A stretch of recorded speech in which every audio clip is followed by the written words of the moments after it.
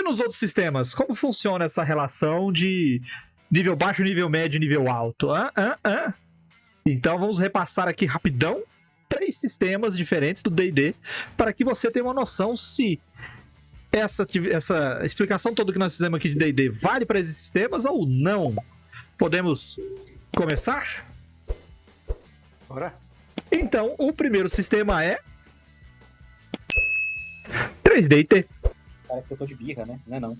É só porque o sistema tá aí bombando. Eu confesso que eu não sei como é que isso ficou no que tá saindo agora, do Catarse. Tomei como referência o Alpha, que é o de 2015, que foi a última revisão. Mas isso é uma constante desde longa data do 3D&T, que é o seguinte. O 3D&T, ele não tem níveis, propriamente ditos, né? Você ganha XP, botei essa imagem aí. Você ganha experiência ao longo do jogo. Cada sessão, ele tem regras até bem interessantes de XP. Né? Se for vivo, ganha XP. Ganhou um combate de maneira justa, ganha XP. Você pode perder XP, que é uma coisa curiosa. Ou seja, se você foge de um combate justo, ou se você é derrotado, você perde XP. Se você tem um código de honra, se você descumpriu esse código de honra, você perde, enfim. Tem toda uma lógica baseada na lógica em como você ganha experiência. E você usa essa experiência para ir comprando novas habilidades. Né? Você vai gastando, muito parecido neste sentido com o storytelling.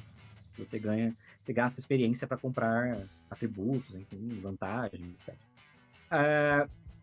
Você gasta para pegar magia. Uma coisa que eu acho curiosa do 3D&T é que você usa a experiência, por exemplo, para pegar item mágico. Equipamento mágico, em geral, você gasta XP para comprar. Para você evoluir o seu personagem, você vai gastar 10 pontos de experiência por ponto de personagem. Ou seja, se você quiser aumentar um atributo, você gasta 10 pontos de experiência. O que é bastante. Se você quiser ganhar, se você ganha em média uns 5 pontos por sessão, eu acho bem razoável a média, você vai gastar 6 sessões para chegar a ter 8 pontos de personagem, o que não é nada sensacional, mas é consideravelmente relevante. Então ele não é feito para campanhas longas não. Rapidamente, se você ganhar essa média de 5 aí, em 10 aventuras mais ou menos, não 10 não, 14 aventuras. 14 sessões você já tá no nível máximo de pontos de personagem se você gastar só com isso. Claro, isso se prolonga um pouquinho porque você vai gastando com outras coisas, magia, etc. É difícil falar de nível alto e baixo no 3D&T justamente por causa disso. Né? O sistema é feito para ser muito básico, então ele mantém essa situação. Se você não criar níveis, tem longas discussões da comunidade sobre criar níveis e criar mecanismos para isso. Mas eu diria, e a reação é sempre a mesma de, cara, botar dificuldade e complexidade de uma coisa que não tem. Agora, por que eu acho que isso é um problema no 3D&T? Porque o balanceamento de desafios fica mais difícil. Como você não tem essa noção muito precisa de qual é a força dos personagens, qual é a situação atual, o seu desafio vai ser sempre uma coisa meio... Você sempre tá correndo o risco daquilo que a gente falou. Achei que ia ser fácil, foi difícil. Achei que ia ser difícil, foi fácil. Achei que ia ser normal, morreu todo mundo. Então essa parte pro 3D&T vai ser sempre mais complicada. Felizmente é um sistema que te dá muita flexibilidade como narrador. Você consegue com relativa facilidade ajustar durante o processo. Mas fica aí o alerta, se você quiser narrar 3D&T, de que você vai ter essa dificuldadezinha aí pra lidar com a evolução dos personagens. Acho que um ponto narrativo interessante, justamente pelo fato dele ser originário de anime, né? É que, assim como nos animes, e assim como em Star Wars, sempre tem um peixe maior, né? Então seu personagem pode ser ali o cara mais forte do universo, mas semana que vem ele descobre que ele não era o mais forte, tinha um cara que era mais forte que ele. Então, sempre tem como você dar esse Deus Ex Machina, essa adaptada de que, não, de repente, lá no outro universo paralelo tinha o Deus Aranha de 6 olhos que era mais forte do que vocês, e ele veio aqui pra dominar a Terra. Aí, mas eles já tiveram essa sacada quando eles bolaram isso lá no início, onde eles criaram um carinha chamado Mestre Arsenal, onde o grupo, quando ele tá muito poderoso, quem vinha atrás deles? Mestre Arsenal. Que era pra baixar a bola da galera. É específico deles, né? Só jogando no cenário próprio, aí sim. É só você botar o Mestre Arsenal no seu cenário. Ele é multidimensional, né? Na verdade, ele é, né? Ele tem essa característica. Então, bom o Mestre Arsenal. E se você for malvado, tinha o Paladino, que era o outro personagem brabíssimo lá deles. Mas o Paladino era um cara caído, né? Tem todo um roleplay lá em volta dele. Tinha o anti-Paladino também. Tinha, eles têm essas paradas. Mas sistemas sem níveis, eles têm um pouco de complicação por causa disso. Você não tem como comparar os poderes, a não ser que eles tretem.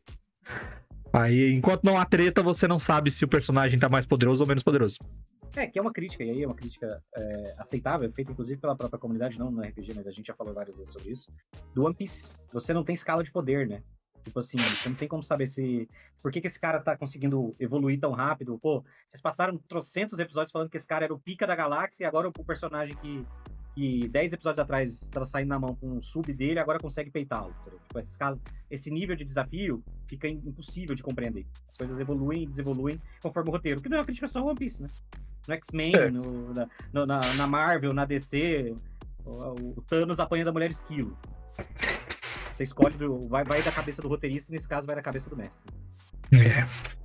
E isso daí, se você não tiver malemolência, pode ser um prejuízo. Aí você tem que ficar atento a esse tipo de situação quando o sistema é assim. E por falar em sistemas assim, nós vamos falar por um sistema basicamente assim. Vampiro à Máscara. Bom, primeiro que Vampiro à Máscara, ele é criado para ser um terror psicológico, pessoal e intransferível. Ele é para ser sobre uma maldição que afeta o que antes foi uma pessoa e hoje é uma criatura tenebrosa, temerária e totalmente vítima de uma besta que habita nela sem sua vontade, esperando o primeiro sinal de fraqueza para se apoderar desse triste e pobre coração defunto e transformá-lo em um ser malévolo, maligno e do mal. Isso era o que era para ser. Mas o que a galera gostava de jogar vampiro? Não agora, né? Porque as últimas edições deu uma freada nisso. Mas a galera montava um vampiro. Vou montar a ficha de vampiro de 13ª geração. Vou ser um vampirinho, um neófito acabado de ter se tomado uma chupada. Aí o que ele fazia? Vou montar quero um Bruhá.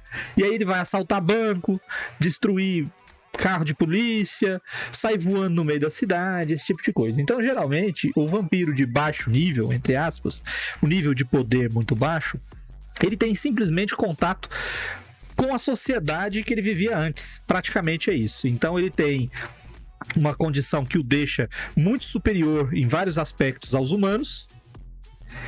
E ele fica meio que sem orientação devida, porque os mestres não conseguem...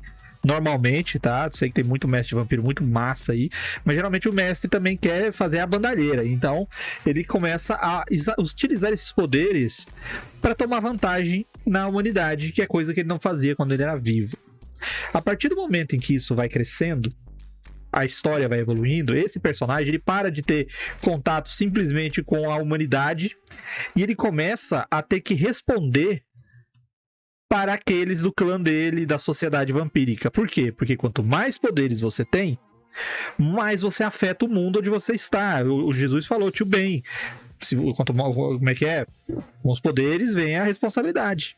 Então, se você tem muito poder, qualquer coisa que você faça, você altera aquilo que está à sua volta. Se um vampiro mostra seus poderes para os humanos, primeiro vão rir. Mas quando começa a acontecer isso mais vezes, a coisa vira uma comoção.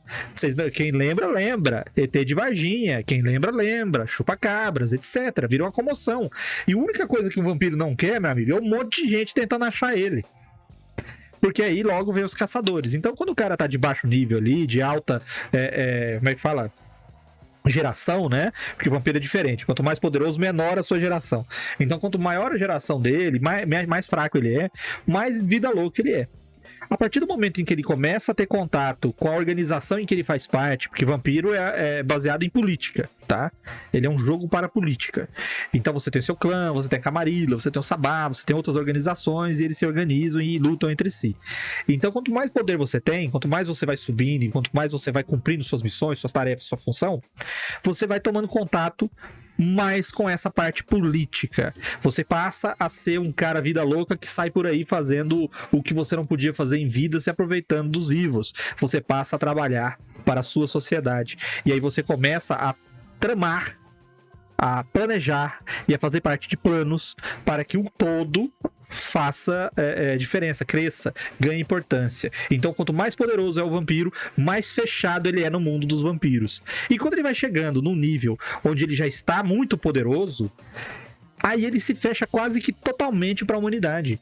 Porque ele não vai andar na rua e sair conversando com as pessoas. Ele não vai mais ficar, eu vou enganar alguém pra tomar a carteira dele e ganhar 200 contos. Não vai ter isso. Ele tá tramando em coisas que realmente fazem diferença pra ele. Coisas que realmente trazem poderes pra ele e pro clã dele. Ele começa a ter, inclusive, os filhos, né? Porque o vampiro, quando ele vai ficando poderoso, ele vai tendo a permissão de ter as crias dele. E o vampiro, quando tem uma cria, ele é responsável por ela. Então, quanto mais poderoso o personagem vai se tornando, mais elemento de cenário ele é. E menos um agente individual ele se torna. E essa é a graça. Tanto que a gente joga uma campanha anual de vampiros, onde os personagens são anciões. E, cara, o nível deles de atuação é outro. Eles não estão ali para fazer, nós vamos numa boate hoje. Nossa, estou preocupado que eu vou ter que me alimentar. Não, eles estão preocupados. Nós estamos aqui com um vampiro que veio de fora e parece que ele matou uma pessoa e a polícia pegou essa pessoa. Nossa, cara, tá acontecendo uma treta sobrenatural ali que nós não sabemos o que é.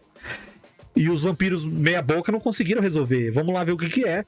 E aí eles começam a ter criaturas e ter situações que são muito maiores e tudo que vai nas sombras, porque a sociedade humana não pode saber. E é outra coisa que os vampiros poderosos têm que fazer, é de tudo pra cobrir as besteiras do vampiro neófito que fica pulando em cima dos ônibus, assaltando o banco e quebrando o carro da polícia no tiro. O vampiro, a intenção dele, como você falou, ter um cenário político, né? Hierarquia é muito importante, né? Por isso que tem toda essa questão de... E aí é também um dos únicos cenários onde quanto menor o nível, maior o nível, né? Quanto menor a sua geração, mais poderoso você é. Temos que descer o nível, agora subir o nível. Então, essa hierarquia é muito importante. Você falou, a pessoa ele vai crescendo em poder, vai diminuindo a geração dele, ele vai acumulando obrigações políticas, obrigações para manter, isso aí pensando principalmente em Camarilla, né, que é uma organização mais similar com a humanidade. Sabá é cada um por si, então não tem tanta... Mais ou menos, hein? Que eles também têm uma organização lá dentro. Então, tem essa questão de acumular poder e acumular responsabilidades, né? Como você falou, ele tem que cuidar das crias dele, ele tem que cuidar para que a cidade funcione, ele tem que cuidar para que a máscara seja mantida, ele tem que cuidar para que todos os interesses, principalmente do clã dele, acima dos demais, né? E aí ele, novamente, sempre existe um peixe maior. Você tá ali como um vampiro ancião ali de 7ª, 6ª geração, mas aí tem um Incanu, tem uma galera ali, a Coterri, a galera os níveis mais altos, tipo, os que ficam realmente na sombra, assim, aqueles que os antediluvianos, né, a galera que tá realmente ali fazendo a coisa, fazendo o mundo girar sem que ninguém veja. Então você sempre tem alguém pra ter medo. E as outras criaturas sobrenaturais que estão sempre ali arredando, cada um com seus domínios. Eu acho a lógica de evolução do Storytelling, especialmente do Vampiro à Máscara, uma das mais interessantes. Porque ele coloca um fardo, né? Ele coloca um peso no ato. Porque você precisa fazer a Diablerie, e aí pra você fazer a Diablerie, primeiro que a Diablerie já não é aceita, então você tem que fazer isso no Mocó. Não é fácil, porque a pessoa já é mais poderosa do que você, então você já tem que fazer um plano muito bem elaborado, então você já tá meio que no processo de tramar. E o que eu mais acho interessante nesse sentido, e aí ele emula um pouco, o que você pode fazer em outros sistemas, é isso que vocês falaram, né? De que o personagem vai mudando o foco dele. Ele vai tendo. Ele é obrigado a lidar com mais política, mais. E nesse sentido é interessante, porque ele obriga o personagem, que às vezes começou ali jogando mutantes e malfeitores, a entender que ele está jogando uma aventura de horror gótico com grande ênfase no aspecto de interpretação, de encontro, de vida social e de política. É impossível você fazer um personagem assim, não é impossível. Mas é muito difícil você fazer um personagem que evolui nesse sentido, que fica mais poderoso e que continua sendo um paspalhão, assim. Ele é um problema para as pessoas vão se livrar dele. Rapidamente. Que ajuda, né? E aí o Otávio que tá se perguntando, mas como que isso acontece no jogo? Eu te explico, Otávio. Acontece da seguinte maneira, você monta lá o seu vampiro de 13ª geração, que fica assaltando banco, pulando em ônibus e estourando carro de polícia. Onde ele vive? Como é que ele se alimenta? Onde ele tem grana pra ter as coisas que ele precisa? Porque ele não pode dormir em qualquer lugar, ele tem que ser um lugar protegido do sol. O sol mata ele. Então, geralmente, os chefes de clã têm um abrigo para aqueles que são do grupinho deles. Então nós temos os Bruhá, nós temos os Tremere, nós temos os Gangrel, nós temos o Historiador, temos vários grupos, e cada grupo desses, geralmente, tem um grupinho ali que que protege os seus. Então você é um estourador de carro de polícia, você tá ali vivendo, você tá ali fazendo e cumprindo suas missõezinhas. Você tem que arrumar um rebanho, que é um lugar para se alimentar, trazer coisas para o seu mestre, arrumar coisas, cumprir essas tarefas. Quando você vai crescendo e você vai subindo ali, você vai ser o cara que vai ter que arrumar recurso para cuidar do lugar, cara. O lugar pra galera ficar protegida. De dia você tem que proteger, porque como é que você vai... Se alguém entrar de dia ali, tá todo mundo lascado. Vampiro não fica acordado de dia. Vampiro chega o sol, tá pra nascer, ele dorme. Pronto, é assim que funciona. Se ele ficar ali lutando pra ficar acordado, ele tem um monte de desvantagem. Então você vai chegar ao ponto que você vai ser o cara de proteger o lugar. Você vai ser o cara de arrumar dinheiro. E aí quando você chega nos níveis maiores, você é o cara que organiza todo o seu clã. Você é o cara que tem que ter tudo. Poxa, mas peraí, eu tenho que manter 6 vampiros protegidos. Eles têm que se alimentar constantemente. Eu não posso deixar que descubram essas pessoas sendo assassinadas, porque os vampiros matam pessoas. Eu tenho que fazer com que ninguém venha aqui de dia. Eu tenho que fazer os meus negócios aqui, o meu clã ter dinheiro. E aí você começa a fazer o quê? Você começa a negociar, você tem que fazer alguma coisa. Então, quanto mais poderoso, mais responsabilidade. E aí você acaba se integrando no cenário. Porque os grandes vampiros são aqueles caras que estão ligados à nata da sociedade, muitas das vezes escravizando pessoas ou fazendo chantagem ou fazendo promessa. Então eles obrigam porque eles são poderosos, ou eles prometem a vida eterna pra pessoa e vai sugando tudo daquilo, ou então eles usam os poderes pra encantar.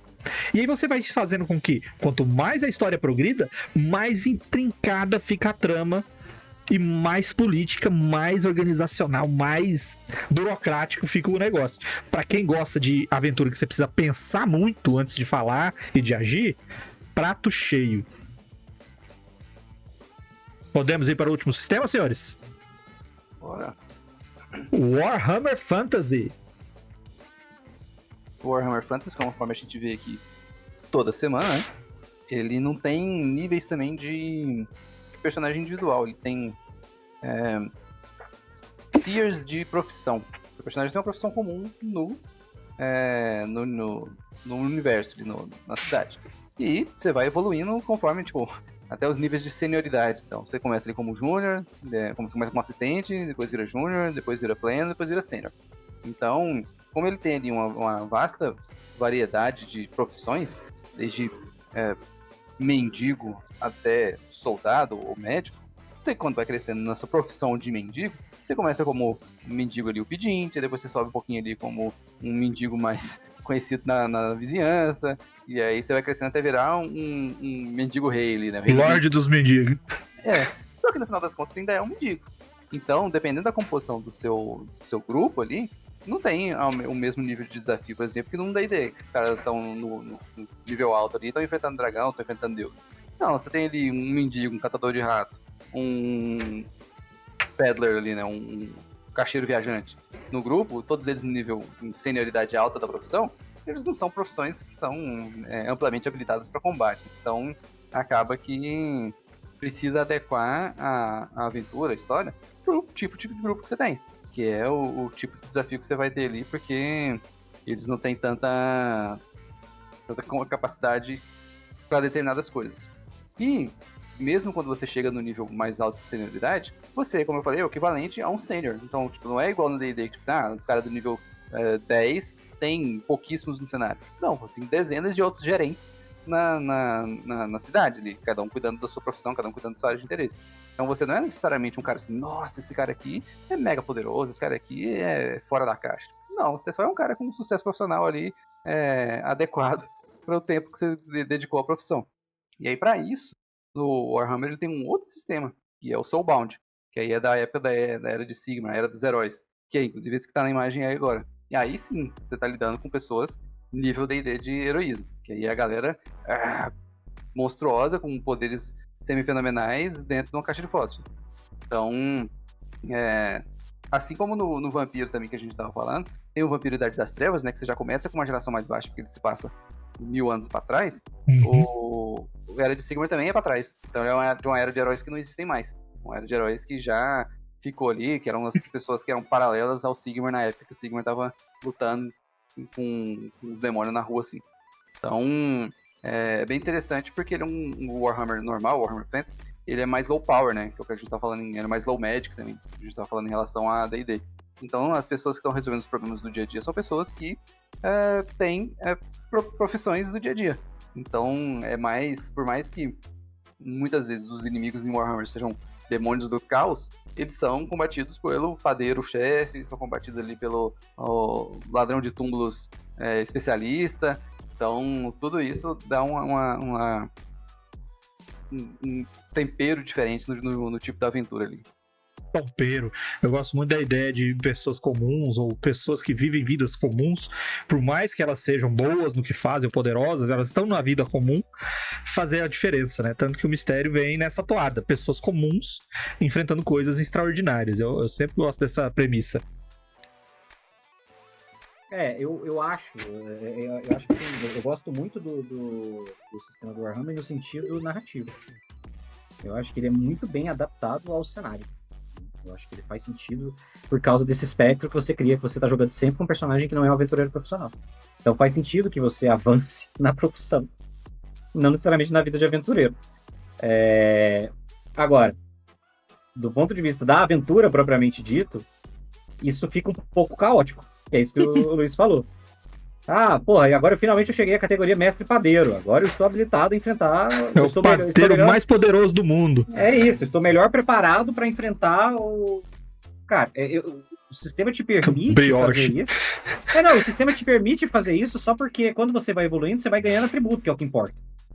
Então, assim, por mais que você não ganhe, às vezes, talentos voltados, tipo, eu fiz o mendigo, aí eu começo com pobríssimo, depois eu viro mendigo, depois eu viro mestre mendigo, depois eu viro mendigo rei. O mendigo rei, ele não seria naturalmente um combatente melhor do que o começo. As habilidades que ele ganha associadas à vida dele ali não são necessariamente melhores para combate. Mas ele vai ganhar talentos que são úteis para carreira, entre aspas, com várias aspas nesse caso. Mas os atributos que ele ganha acabam sendo úteis para a parte mecânica do rolê. Então você vai ter a oportunidade de aumentar o seu atributo de arma, ou o que quer que seja, a sua resistência, etc. A vida na rua realmente te fazendo mais resistente, e isso é inevitavelmente útil no combate. É interessante, eu lembro do John Wick. É uma progressão longa, tá? Desculpa só falar, é uma progressão longa, tá? Longa pra caralho. Demora muito pra você evoluir o personagem. Eu lembro do John Wick, né? O cara que usa os mendigos da cidade como informantes.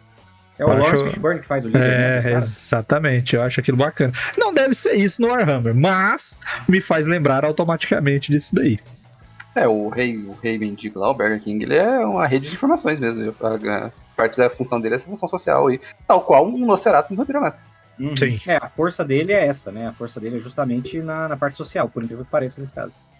Porque é uma sociedade muito voltada para status.